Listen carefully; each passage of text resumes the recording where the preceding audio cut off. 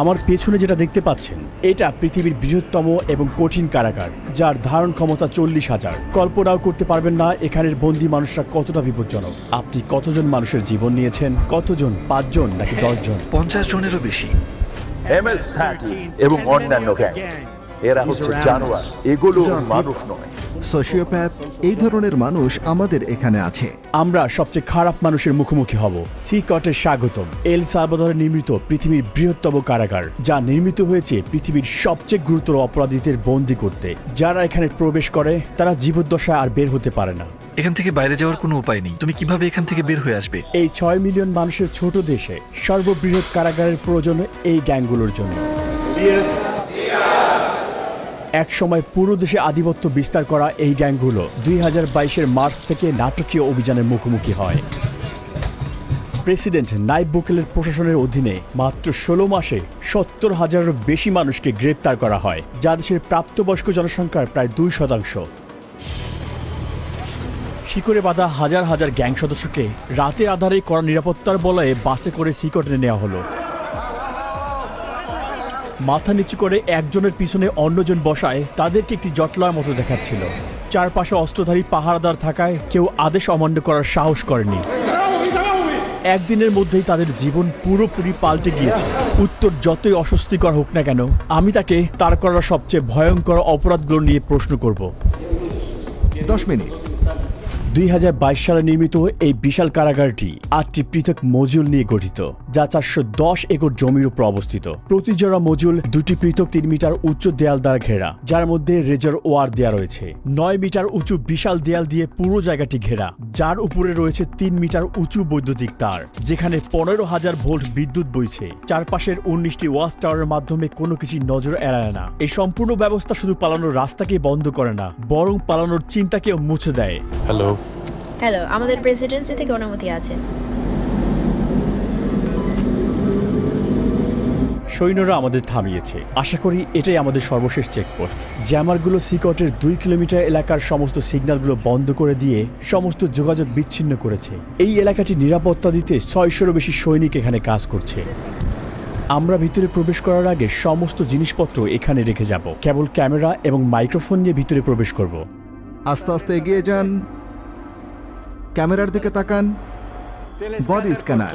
আমি বিয়ের আংটি রাখতে ভুলে গিয়েছি। আচ্ছা, সেটা ওখানে রাখতে হবে। এই উচ্চ ক্ষমতা সম্পন্ন এক্স-রে স্ক্যানারটিতে হাড় এমনকি শরীরের অঙ্গ প্রত্যঙ্গ দেখা যায়। এটি মূলত নতুন বন্দীদের স্ক্যান করতে ব্যবহার করা হয়, এটা নিশ্চিত করতে যে কেউ নিষিদ্ধ কোনো বস্তু বহন করেছে কিনা। তারা জিনিসগুলো গিলে ফেলত অথবা পথ বা পথে করে নিয়ে আসার চেষ্টা করত। Micro SD memory card, microchip, এবং শুধু এগুলোই নয়, এমনকি ফোনের চার্জারও। আরও একবার পুরো শরীর তল্লাশি করা হলো। আপনারা জুতা খুলুন। এমনকি তারা মোজার ভিতরেও তল্লাশি করলো। সিকিউরিটি চেক পার করতে আমাদের 1 ঘন্টা সময় লেগেছে। 1 মাসের টানা আবেদনের পর আমরা এখানে আমন্ত্রণ পেয়েছি। গার্ডরা মাস্ক পরে, কারণ তারা এখানে খুবই ঝুঁকিপূর্ণ কাজ করছে। আর যদি তাদেরকে চিনে ফেলে তাহলে শহরে ভ্রমণ করা ঝুঁকিপূর্ণ হয়ে পড়বে, কারণ এই গ্যাংগুলোর অনেক বেশি পরিচিত লিঙ্ক রয়েছে, তাই তারা পরিচয় গোপন রাখে। আপনি কেন মাস্ক পরছেন না? আমাকে তাদের সাথে চোখে চোখ রেখে মুখোমুখি কথা বলতে হয়। তারা ইতিমধ্যেই জানে আমি কে। আমরা এখন নিবন্ধন রুমে। এটা শুধু বন্দীদের জন্যই। যখন অপরাধী রাস্তায় ধরা পড়ে তাদের আইডি থাকে না এবং তারা নাম বলে না, এ কারণে তাদের ফিঙ্গারপ্রিন্ট এবং ছবি তুলে সিস্টেমে নিবন্ধন করা হয়। একবার সিকটের স্থায়ী সদস্য হলে বন্দীদের বাকি জীবনের জন্য প্রিয়জনদের সাথে সকল যোগাযোগ বিচ্ছিন্ন হয়ে যায়, কারণ পরিবার পরিদর্শন একেবারে নিষিদ্ধ। এটাও জানা গুরুত্বপূর্ণ যে বড় অভিযান পরিচালনার সময় কিছু নির্দোষ মানুষকেও ভুল করে এখানে বন্দী করা হয়েছে। এখানে নো কন্টাক্ট নীতির কারণে তাদের পরিবার জানেও না তারা কোথায় আছে বা আদৌ বেঁচে আছে কিনা। কারো কারোর জন্য এই ডকুমেন্টারি হতে পারে তাদের হারিয়ে যাওয়া প্রিয়জনকে দেখার প্রথম সুযোগ। বন্দীরা যেখানে প্রবেশ করে সেই মডিউলগুলো প্রবেশের আগে আমরা এখানে অস্ত্রাগারটি পরিদর্শন করি। যে কোনো বিদ্রোহের জন্য এটি খুবই গুরুত্বপূর্ণ, কারণ তারা পৃথিবীর সবচেয়ে বিপজ্জনক মানুষ। আমরা T65 রাইফেলের মতো অস্ত্র ব্যবহার করি, যা M16 রাইফেলের মতো। আমাদের কাছে আরো একটি অস্ত্র আছে, যা হলো 12 গেজ শটগান। একটি সিগ শাওয়ার রাইফেল সংকীর্ণ স্থানে আমাদের চলাফেরা সহজ করে। যখন অপরাধীদের বন্দি করে বাসে নিয়ে যাওয়া হয় তাদের চলাচল সীমিত করতে এবং আক্রমণের ঝুঁকি কমাতে হাত করা এবং শিকল পরানো হয়। কখনো এখানে কি বিদ্রোহ হয়েছে? এখন পর্যন্ত কোনো পালানোর চেষ্টা হয়নি। এখানে আমরা অপরাধী সংগঠনগুলোর সবচেয়ে খারাপ মানুষদের পেয়েছি। বিদ্রোহ সুরক্ষা গিয়ারের মধ্যে রয়েছে head protection, face shield, neck protection, anti trauma vest, leg protector, shin guard এবং সর্বোপরি একটি ঢাল। সাধারণত কারাগারে বন্দীরা যে কোনো ধরনের হাতে তৈরি অস্ত্র তৈরি করে, যেমন সুচ, ছুরি। তারা সম্পূর্ণ সুরক্ষিত। দেখতে পাচ্ছেন কিভাবে তার পা সুরক্ষিত আছে। যেহেতু কারাগারটি অনেক বড় তাই আমাদের বাসে চড়তে হচ্ছে। আমরা এখন মজুল এলাকায় প্রবেশ করছি। দেশকে নিরাপদে রাখতে 1000 কর্মী সিকটের ভিতরে কাজ করছে। এটা যদিও অসম্ভব, কিন্তু চলুন কল্পনা করি যে কোনো বন্দী এখান থেকে বেরিয়ে এলো। এই সমস্ত পাথরগুলো ইচ্ছে করেই এখানে রাখা হয়েছে, কারণ তারা যখন এটার উপর দিয়ে হাঁটবে এটা অ্যালার্ম সিস্টেমের মতো কাজ করবে, যা শব্দ তৈরি করবে এবং চুপচাপ হাঁটতে পারবে না। তারা কি পালানোর চেষ্টা করেছে? না। তারা কি চেষ্টা করতে পারে? কঠিন, কারণ তাদের একটির পর একটি নিরাপত্তা বলয়ের মধ্য দিয়ে যেতে হবে। বাইরের হস্তক্ষেপ রোধ করতে সিকট তার নিজস্ব অবকাঠামো নিয়ে একটি বিচ্ছিন্ন এলাকায় নির্মিত হয়েছে, যার মধ্যে রয়েছে বৈদ্যুতিক এবং পয়ঃনিষ্কাশন ব্যবস্থা। দুর্ঘটনাবশত বিদ্যুৎ এবং পানি সরবরাহ বন্ধ হলে সিস্টার্ন এবং পাওয়ার প্ল্যান্টগুলো 1 সপ্তাহ পর্যন্ত কার্যক্রম চালু রাখতে সক্ষম। আমি খুবই উচ্ছ্বাসিত। আপনারা দেখবেন আমি মুখোমুখি হব বিশ্বের সবচেয়ে বিপজ্জনক অপরাধীর সাথে। এটা খুবই ঝুঁকিপূর্ণ। আমরা একটি মজুলে এখন প্রবেশ করব। আপনারা পাশাপাশি তৃতীয় এবং চতুর্থ মজুল দুটি দেখতে পাচ্ছেন। অপরাধীরা এখানে প্রবেশ করলে এই দরজা দিয়ে আর কখনোই বের হতে পারে না। আর কয়েক পা আগালেই আমরা 2500-রও বেশি অপরাধী দেখতে পাব। এ যেন এক নিয়ন্ত্রিত বিশৃঙ্খলার মধ্যে পা রাখা।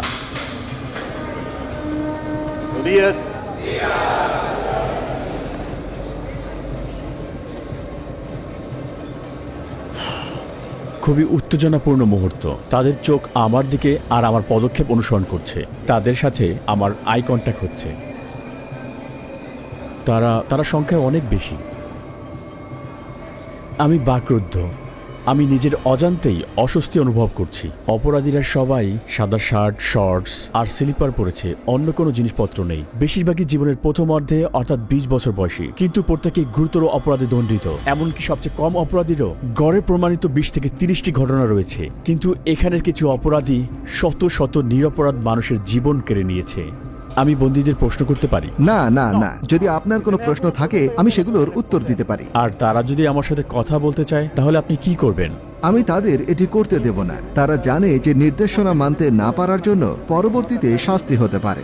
এদের মধ্যে কোন গ্রুপ নেতার সাক্ষাৎকার নিব এটা জানতে প্রচন্ড আগ্রহী। আমাদের জন্য এই হলুদ লাইন পার হওয়া সম্পূর্ণ নিষিদ্ধ, কারণ তারা পৃথিবীর সবচেয়ে বিপজ্জনক মানুষ।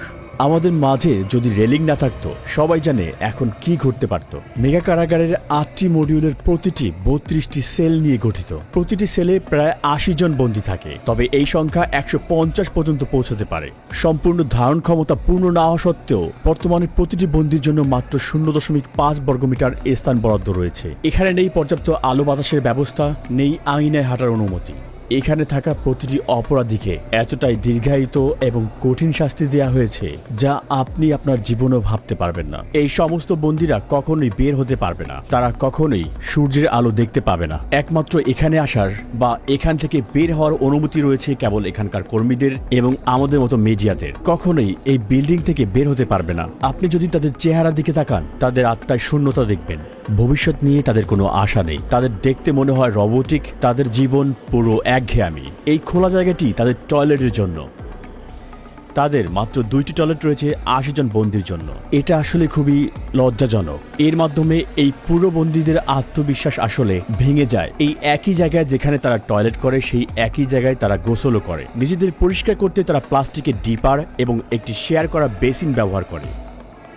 এখানে কোনো পানির প্রবাহ নেই। এই বন্দীরা পানি পান করার জন্য একটি নীল ব্যারেলের উপর নির্ভর করে। তারা সবাই এখানে ঘুমায় এই ধাতব ব্যাংকে। কোনো বালিশ কিংবা কোনো গদি নেই এখানে। প্রতিটা বন্দী শুধুমাত্র প্রয়োজনীয় জিনিস পায়, একটি সাদা চাদর, একটি ইউনিফর্ম, মোজা, স্লিপার এবং একটি তোয়ালে। তারা আর কিছুই পায় না। বন্দীরা এখানে সারাদিন 4 স্তরের বেডে কাটায়। তারা এখানে গোডাউনে রাখা জিনিসপত্র মতোই খুব জড়ো হয়ে থাকে। স্বাস্থ্য এবং শৃঙ্খলা রক্ষার অংশ হিসেবে বন্দীরা 2 সপ্তাহ পর পর শেভ করে। এছাড়াও লম্বা চুল বা দাড়িতে তারা ধারালো বস্তু লুকিয়ে রাখতে পারে। একবার দেখা যাক, শার্ট খুলে এখানে লাইন ধরে দাঁড়ান। এখন তারা সবাই শার্ট খুলছে। এই বন্দীরা একসময় MS-13 এবং ব্যারিও 18 গ্যাংয়ের সদস্য ছিল, যারা এল সালভাদরের পাড়া এবং মহল্লা নিয়ন্ত্রণ করত।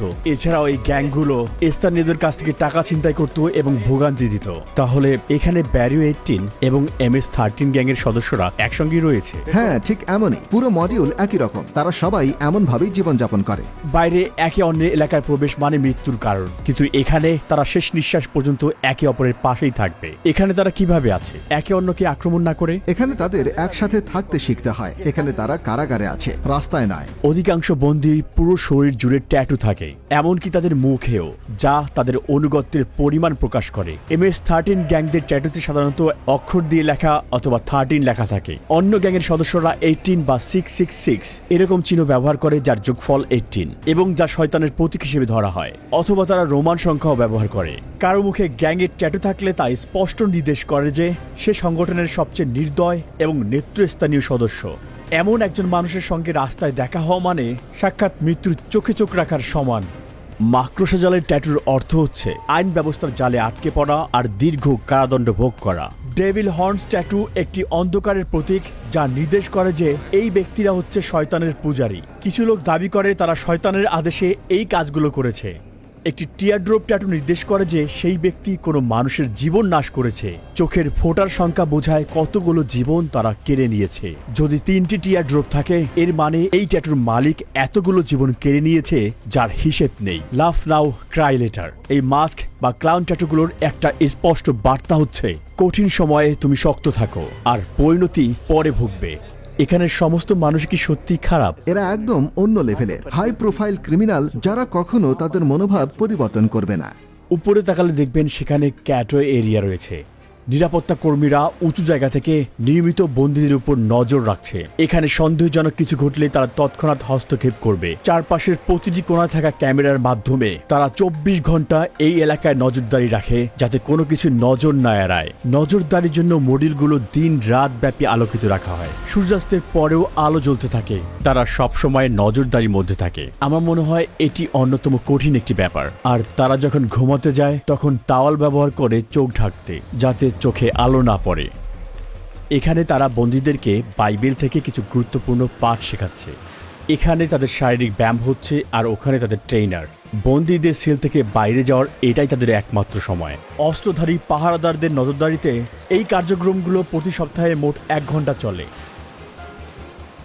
এক সময় তারা রাস্তা নিয়ন্ত্রণ করত, কিন্তু এখন তারা ইচ্ছে মতো 1 পাও চলতে পারে না।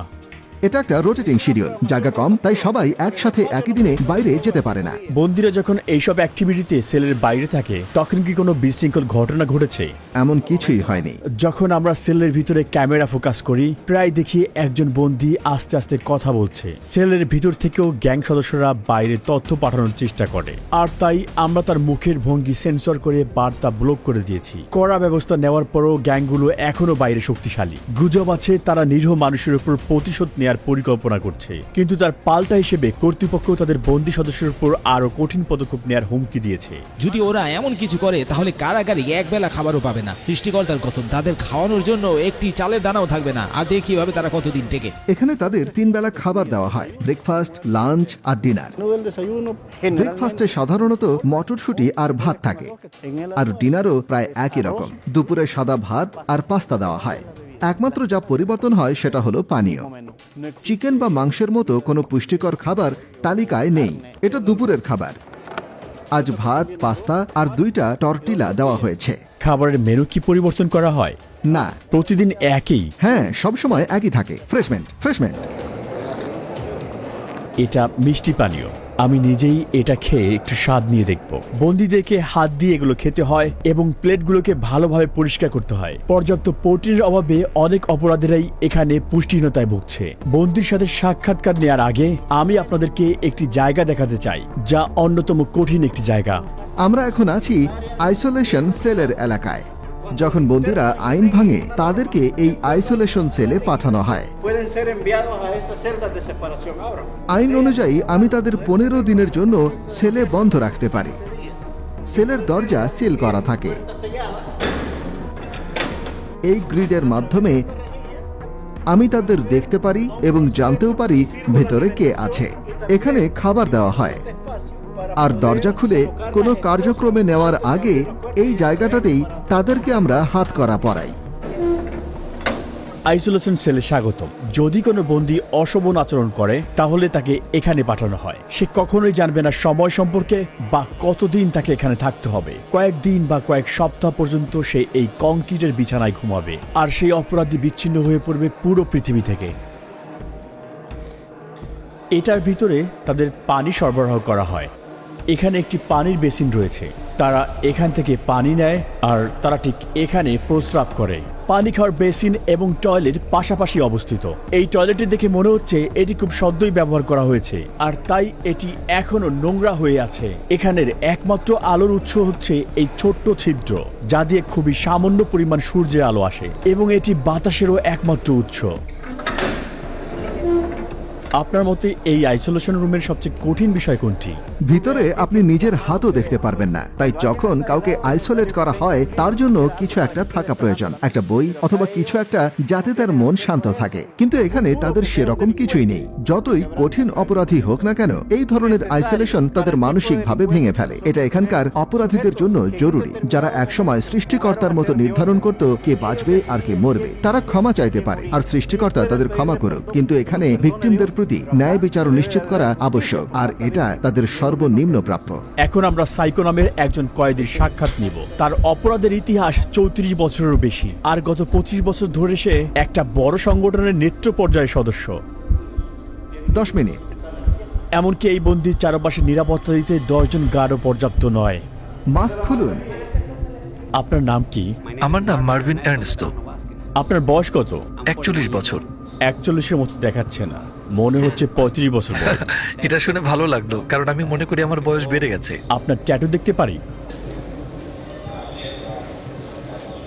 MS-13। আপনি কত সালে ওই সংগঠনে যোগ দিলেন? 2004 সালে, কিন্তু আমার অপরাধের রেকর্ড 11 বছর বয়স থেকেই শুরু। আপনি কিভাবে প্রথম জড়িয়ে পড়লেন?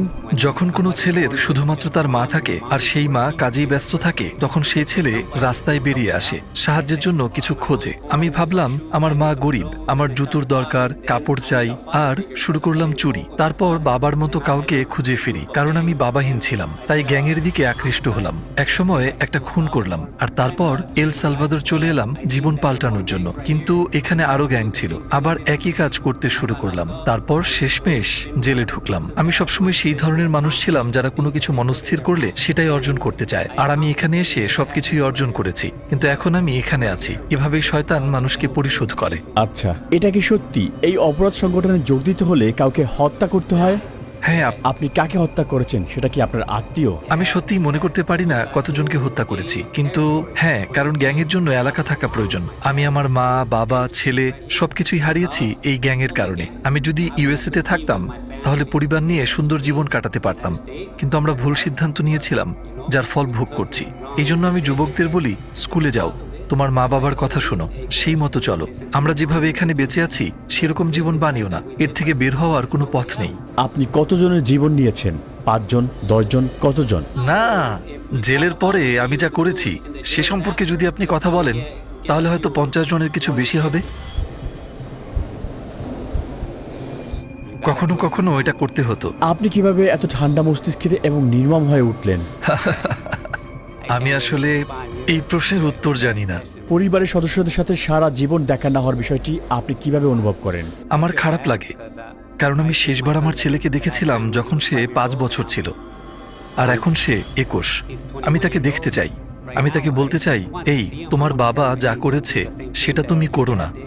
একটা ভালো জীবন খোঁজো। আপনার কারণে যারা ভিকটিম হয়েছে তারা কখনো প্রিয়জনকে দেখতে পারবে না, আর আপনিও কখনো আপনার পরিবারকে দেখতে পারবেন না। কাউকে মিস করার অনুভূতি আপনি কিভাবে মানিয়ে চলেন? আমি খারাপ অনুভব করি কখনো কখনো, যেমন আপনাকে বললাম আমি বিছানায় শুয়ে অনেক কিছু চিন্তা করি, কখনো কখনো কাঁদতে থাকি আর বলি আপনার জীবিত থাকার প্রেরণার উৎস কি? একদিন আমার জীবন পাল্টানো এবং ঈশ্বরকে খুঁজে বের করা। আমি ঈশ্বরকে বলেছিলাম আমাকে মাফ করো, আমাকে মাফ করো আমি যা করেছি তার জন্য। আচ্ছা, অবশেষে আমরা সূর্যে আলো দেখলাম। সেকট এমন একটি জায়গা যেখানে আপনি আসতে চাইবেন না, এমনকি দর্শক হিসেবেও। কিন্তু যারা সালভাদোরিয়ানদের ভিকটিম বানিয়েছে, এটাই তাদের চিরকালের বাসস্থান। এরা নিরাপরাধ মানুষদের জীবন কেড়ে নিয়েছে, তাই তারা এখন প্রতিদান দিচ্ছে। সালভাদোর সরকারের স্পষ্ট বার্তা, এখানে অপরাধ সহ্য করা হবে না এবং এর শাস্তি হবে কঠিন। চরম বিশৃঙ্খলার কারণে একসময় সালভাদোর সবচেয়ে বেশি মৃত্যু হারের দেশ ছিল, আর ওই সময়ের প্রতি 1 লক্ষ মানুষের মধ্যে 104 জন প্রতি বছর তাদের জীবন হারাতেন। পূর্ববর্তী প্রশাসন এই গ্যাংগুলোর সাথে শান্তি চুক্তি করতে রাজি হয়েছিল, কিন্তু তা শৃঙ্খলা আনতে পারেনি। যদিও বর্তমান সরকারের পদ্ধতিগুলো বিতর্কিত, তবুও 2023 সালের মধ্যে এই সংখ্যা নাটকীয়ভাবে কমে দাঁড়িয়েছে প্রতি 1,02.4-এ, যা এল সালভাদরকে প্রথমবারের মতো সবচেয়ে সুরক্ষিত দেশগুলোতে জায়গা করে দিয়েছে। শান্তি ফিরে এসেছে এবং এই ফলাফল অস্বীকার করার কোনো সুযোগ নেই। কিন্তু যাদের অন্যায়ভাবে কারাগারে বন্দী করা হয়েছিল তাদের কি হবে? বিশৃঙ্খলা নিয়ন্ত্রণ করতে এটাই কি সঠিক ন্যায় বিচার? আর এটা কি স্থায়ী সমাধান নাকি অস্থায়ী সমাধান? এখন পর্যন্ত এই উত্তর স্পষ্ট নয় এবং সমস্ত পৃথিবী তাকিয়ে আছে। ডকুমেন্টারি দেখার জন্য ধন্যবাদ। সাবস্ক্রাইব করতে ভুলবেন না। দেখা হবে নতুন ভিডিওতে। সাথেই ছিলাম রুহি চ্যানেল।